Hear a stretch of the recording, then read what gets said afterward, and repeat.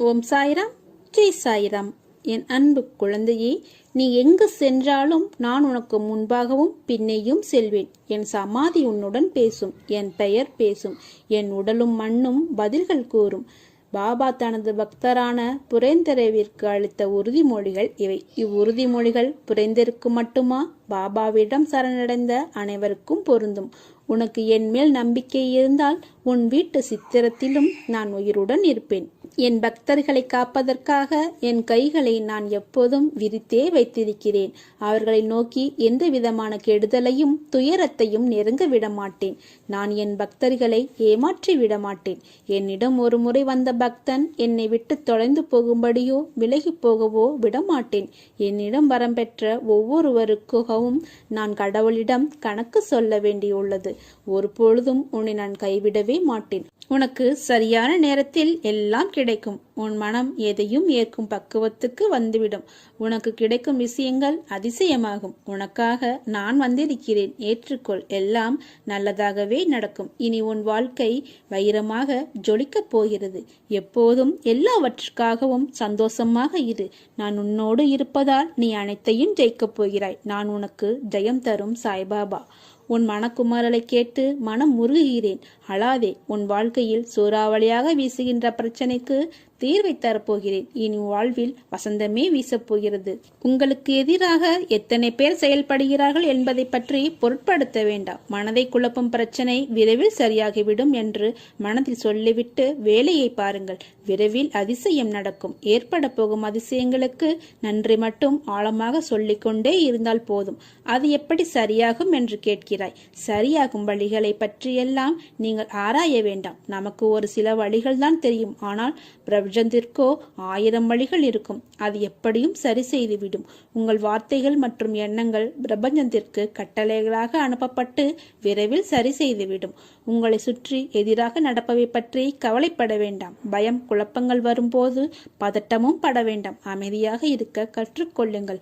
நான் மிகுந்த நம்பிக்கையாக இருக்கிறேன். விரைவில் அதிசயம் நடக்கும். ஏற்பட போகும் அதிசயங்களுக்கெல்லாம் சாய்பாபாவுக்கு நன்றி என்று மட்டும் கூறுங்கள். இந்த பிரபஞ்சத்திற்கு நன்றி மட்டும் கூறுங்கள். உங்கள் வார்த்தைகள், நம்பிக்கையான உணர்வுகள், சந்தோஷமான எண்ணங்கள் போதும். எல்லாவற்றையும் சரி செய்துவிடும். உங்கள் நேர்மறையான சக்தி இந்த பிரபஞ்சத்தை காட்டிலும் சக்தி வாய்ந்தது என்பதை மட்டும் உணருங்கள். நான் இருக்கிறேன், கலங்காதே. நான் உன்னை கைவிடவே மாட்டேன். எனது ஆசீர்வாதத்தினால் நீ அனைவராலும் மதிக்கப்படுவாய், பாராட்டப்படுவாய். எத்தனை கஷ்டம் வந்தாலும் நன்றி சொல்வதை மட்டும் மறக்கக்கூடாது, நிறுத்தக்கூடாது. நம்மை பக்குவப்படுத்துவதற்கே கஷ்டங்கள் வந்துள்ளன. அவர் திருவடிகளை பற்றி கொள்ளுங்கள். பனி போல் எல்லாம் விலகிவிடும். நீ மிகவும் அதிர்ஷ்டசாலி. அதனால்தான் அல்லாவின் ஆணையின்படி என் அரவணைப்பில் உன்னை என்னிடம் இழுத்து கொண்டேன். நான் உனக்கு தாமதமாக அளித்தாலும் தரமானதாக அளிப்பேன். என் மீது நம்பிக்கை உண்டெனில் பொறுமையுடன் காத்திரு. நானே உன்னை காண உன் வீட்டிற்கே வருகிறேன். உன் வீட்டிற்கு வந்து உன்னை நான் கவனித்து வருகிறேன். உன் எண்ணம் தடுமாறும் போது உன்னை நல்வழிப்படுத்தி சுய சிந்தனை அளிப்பேன்.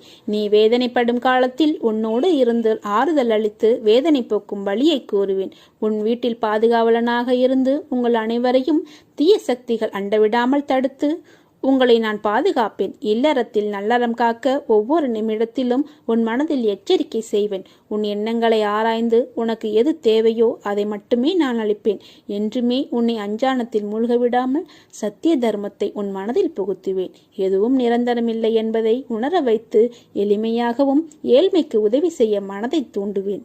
உழைப்பின் தத்துவத்தை எடுத்துரைத்து உன் உழைப்பில் வருவதை கொண்டு வாழ வைப்பேன். இன்ப துன்பம் ஏற்றத்தாழ்வு இதனால் வந்த கர்மாவை என்னவென்று அறிய வைத்து மனமகிழ்ச்சியோடு உன்னை ஏற்றுக்கொண்டு உன்னை மகிழ்ச்சியில் வாழ வைப்பேன். நம்முடைய மனமே நமக்கு விரோதி என்பதும் பரம விரோதியும் செய்ய நினைக்காத கெடுதல்களையும் உற்பத்தி செய்யும் என்பதும் எல்லோருக்கும் நிச்சயமாக தெரியும். மற்றவர்களுக்கு நமது எண்ணங்கள் தெரியாமல் இருக்கலாம்.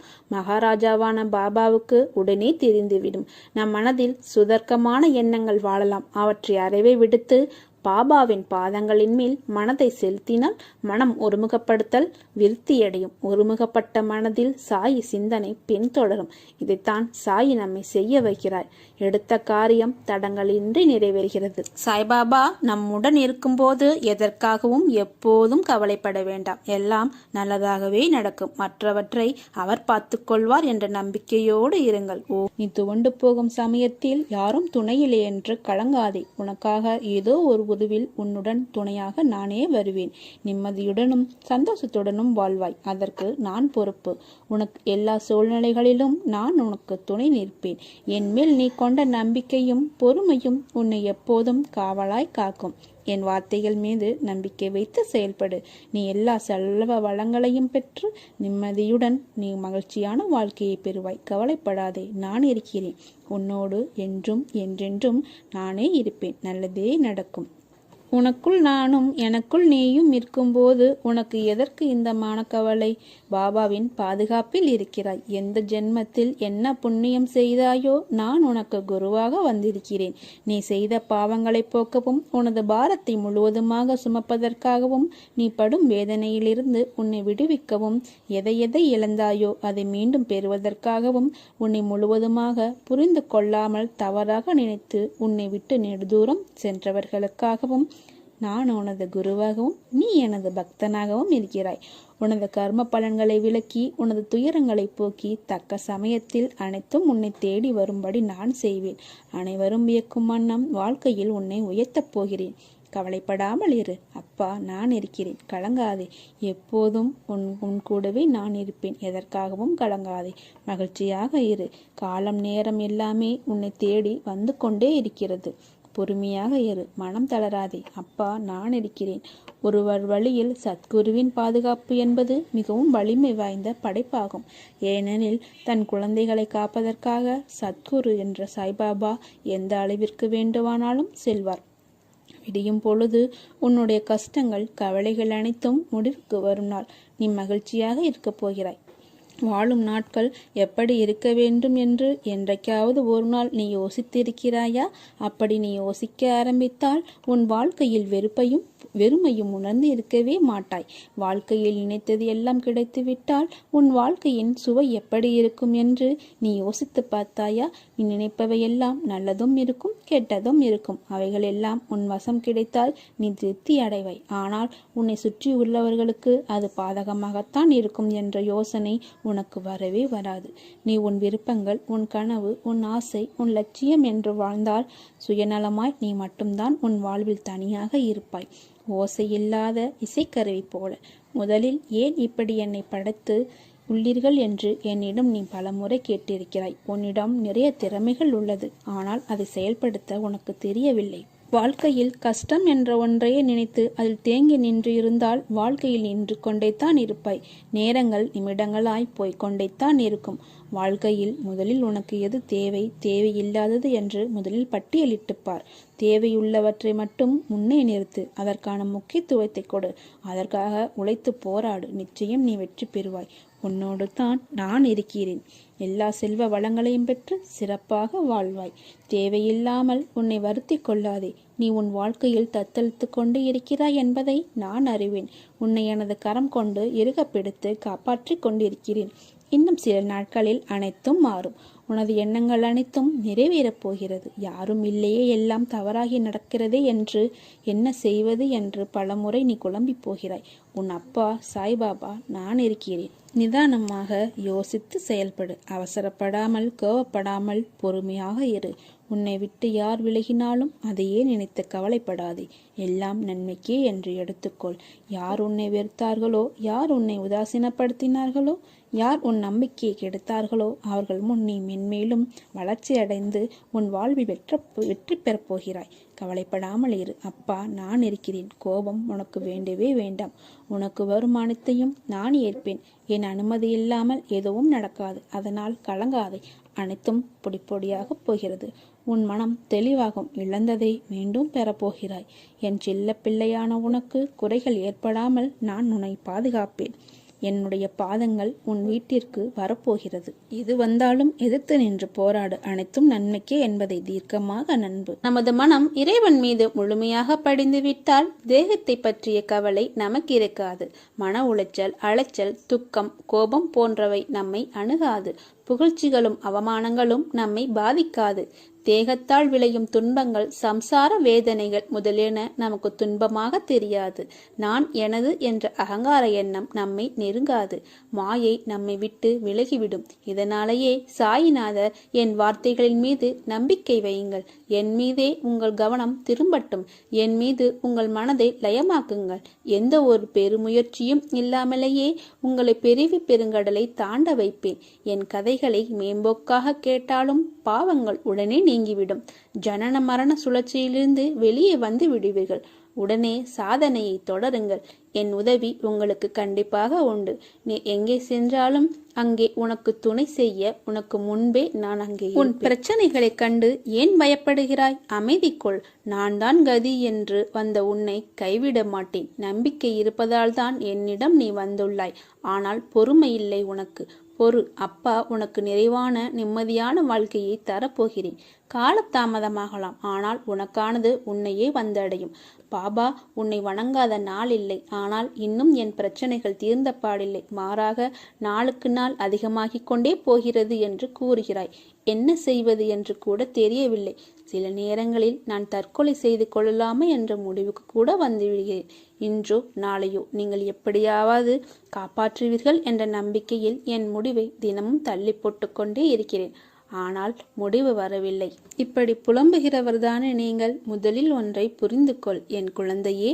உனக்கு எந்த அளவுக்கு உன் மீது நம்பிக்கை இருக்கிறதோ அந்த அளவுக்குத்தான் உனக்கு கிடைக்கிற பலனும் இருக்கும் என்பதை நினைவில் வைத்துக்கொள்.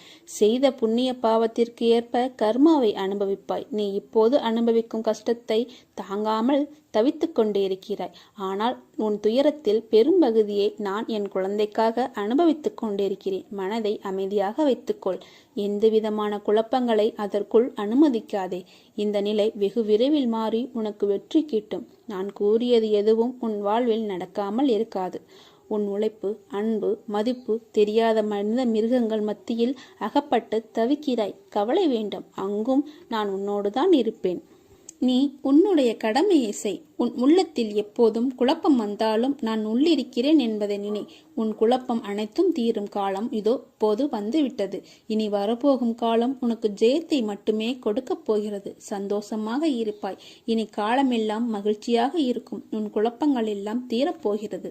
என் அனுமதி இல்லாமல் உன்னை துன்புறுத்தி பார்க்க ஆசைப்படுபவன் என்னை துன்புறுத்தி பார்ப்பதற்கு சமம். நான் உன்னுடன் இருக்கையில் எதற்கும் கடுகளவு கூட ஒரு நாளும் கலங்காதே. பொறுமையாக இரு. நான் இருக்கிறேன். என்னை நம்பி என்னிடத்தில் ஐக்கியமாகிவிடு. உனக்கு வேண்டியதை செய்ய நான் காத்திருக்கிறேன். என்னை தஞ்சமடைந்த உன்னை எப்போதும் நிர்கதியாக இருக்க விட மாட்டேன் என்பதையும் ஒருபோதும் கைவிட மாட்டேன் என்பதையும் உறுதியாக நம்பு. உன் நம்பிக்கை வீண் போகாது. இன்னும் கொஞ்சம் காலத்தில் உன் பிரச்சனைகள் அனைத்தும் மாறி அனைத்திலும் சுகமாக வாழ ஆரம்பிப்பாய். மற்றவர்கள் உன்னை உதாரணமாக வைத்து என்னை நம்பிக்கையோடு வணங்குவார்கள்.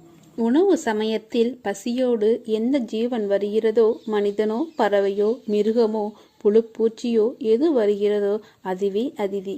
இவை யாவும் உன்னை நாடுகின்றன. உன்னிடம் வரும் உண்மையான அதிதியை நீ அதிதியாக கருதுவதில்லை. காக்கைக்கு உணவு அளிக்கும் சமயத்தில் சமைத்த சாதத்தை நிறைந்த அளவில் எடுத்துக்கொண்டு போய் வீட்டுக்கு வெளியே வை. எந்த பிராணியையும் கூவி அழைக்காதே. வந்த எந்த பிராணியையும் விரட்டாதே. எந்த பிராணி உணவு கொள்ள வந்தாலும் அதை பற்றி மனதை அலட்டிக் கொள்ளாதே.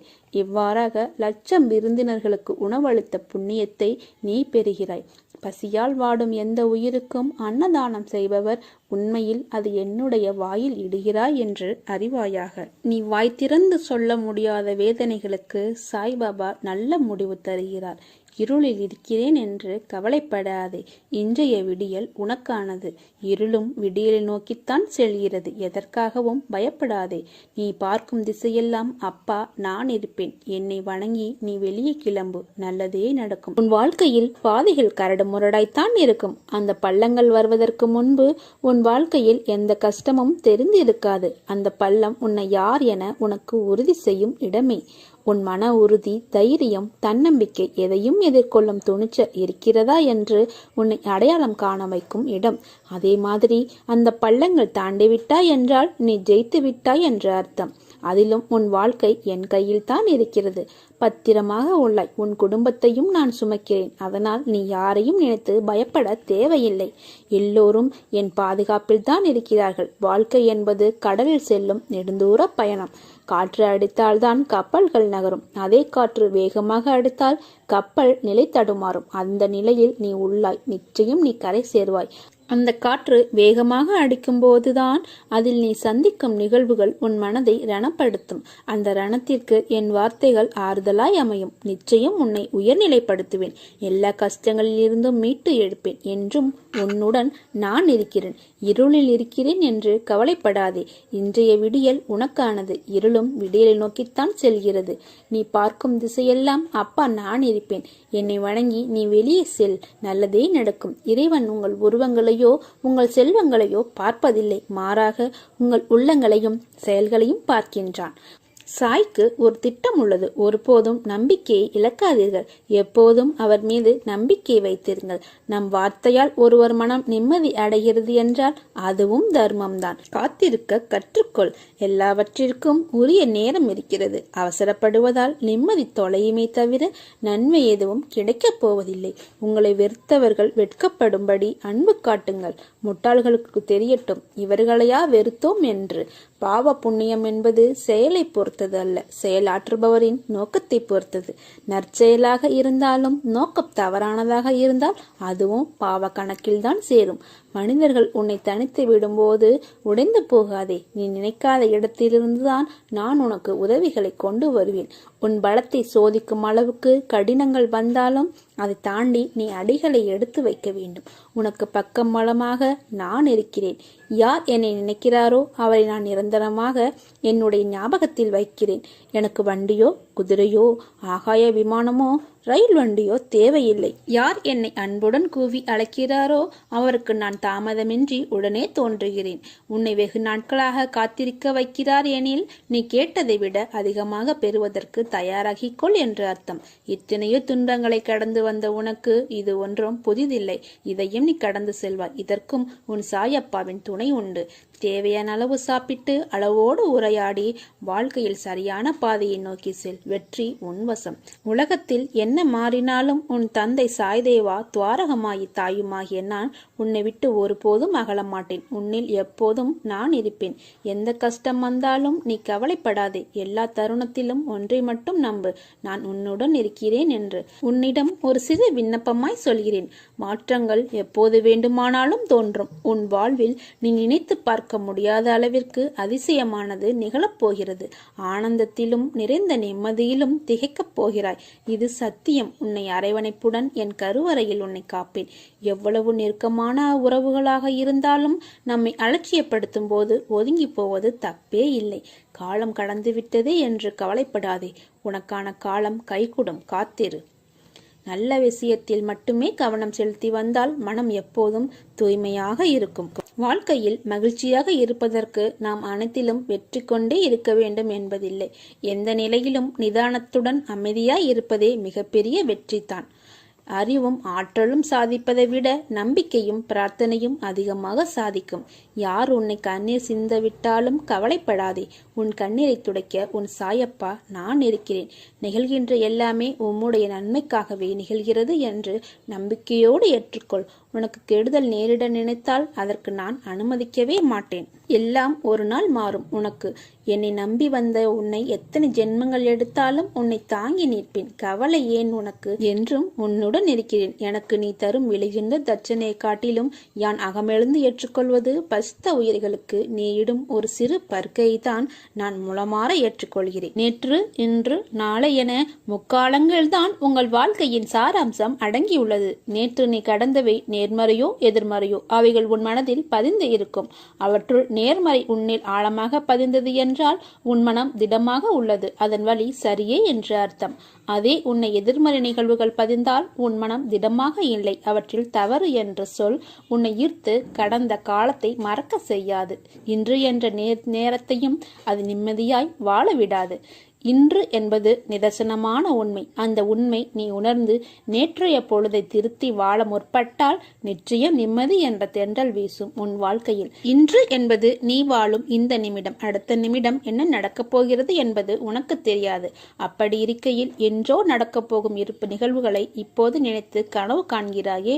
உன்னை கனவு காண வேண்டாம் என்று உன் சாய்தேவா சொல்லவில்லை. ஆனால் அந்த கனவானது உன் வாழ்க்கைக்கு உத்வேகம் உடையதாய் அமைய வேண்டும். உன்னுள் ஒரு எழுச்சியின் தீபந்தமாய் அமைய வேண்டும். உன்னை மேலோங்க செய்யும் அளவிற்கு உன் நாளைய கனவின் சிந்தனை இருக்க வேண்டும். அப்படி இருந்தால்தான் உன் இன்றைய எண்ணும் நேரம் சத்து உள்ளதாய் இருக்கும். வாழ்வில் திருத்தி எழுத உதவும் ஒரே காலம் இன்று என்ற நேரம்தான். உன் நேற்றும் சரி, நாளையும் சரி. அதனால் இன்றைய நேரத்தை உனக்கு கொடுக்கும் பொற்காலமாக பார். உன் நிமிடங்கள் உனக்கு பெரிதாகும். பூவை நான் படைத்தேன், ஆனால் அதை மண்ணில் இருந்து நேரடியாக படைக்கவில்லை. வேரின் ஊக்கமாய், இலையை தூணாய், பூவை தாங்க படைத்தேன். அதை போலவே தான் உன் நாளைய பொழுது என்பதை தாங்க நேற்று என்ற வேரை இன்று என்ற இலையை பசுமையாய் உணர்த்த சில பேர் சில சூழ்நிலைகளை உனக்கு காண்பித்தேன். இதை நீ புரிந்து உணர்ந்து கொள். நீ உணர ஆரம்பித்து விட்டாய். அதனால்தான் இன்று என்ற உன் பசுமையில் என் வார்த்தைகள் உதிர்வதை உன் செவிக்கும் கண்ணுக்கும் மனதிற்கும் மூளைக்கும் எட்டுகிறது. நீ வைரக்கல். உன்னை வடிவம் கொண்டு வந்து வெளிச்சத்தின் பேரொளியைப் போல வீசவே நான் உனக்கு இவற்றையெல்லாம் நிகழ்த்துகிறேன். உன் சாய் அப்பாவின் வார்த்தை உனக்கான இரத்த ஓட்டத்தைப் போல இனிமேல் என் நாவில் தோன்றும் சொற்களின் பேரருளை பெறுவாய். அதனால் நீ எதற்கும் பயப்படாதே, கலங்காதே. உன்னில் நிச்சயம் வெற்றி என்ற தீபத்தை நான் ஏற்றுவேன். நீ என்று என்னை சாயப்பா என்று அழைத்து உன்னிடத்தில் நான் என்னும் சொல்லுக்கு சாய்தேவா என்ற அர்த்தத்தை கண்டாயோ, அன்றே நீ என் உயிரான பொறுப்பு. உன் அன்பின் ஆழத்தையும் உன் பக்தியின் தூய்மையையும் உன் நம்பிக்கை பொறுமை எதையும் எதிர்நோக்கி தாங்கும் உணர்வு உன் பலத்தையும் உன் விசுவாசத்தையும் எவ்வளவு உன்னதமானது என்பதை உன் சாய்தேவா நான் நன்கு அறிவேன். அதனால் எல்லாம் சரியாகிவிடும். எதற்கும் அஞ்சாதே. உன்னோடும் உன் குடும்பத்திடும் நான் என்ற சாய்தேவா இருக்கிறேன். என் பரிபூர்ண அருளும் ஆசீர்வாதமும் அன்பும் பெற்ற என் செல்ல பிள்ளை நீ. நிச்சயமாக நல்ல ஆரோக்கியத்துடன் எல்லா செல்வ வளங்களையும் பெற்று சீரும் சிறப்புமாய் நல்ல பெயருடன் நிம்மதியான மகிழ்ச்சியான வாழ்க்கையை பெறுவாய். ரசாமல் வைரத்தை பட்டத்திட்ட முடியாது. நெருப்பில்லாமல் தங்கத்தை தூய்மைப்படுத்த முடியாது. அதை போல நல்லவர்கள் சோதனைக்குள்ளாவர்கள், ஆனால் வீழ்ந்து விட மாட்டார்கள். ஓம் சாய்ராம், ஜெய் சாய்ராம். நல்லதே நடக்கும்.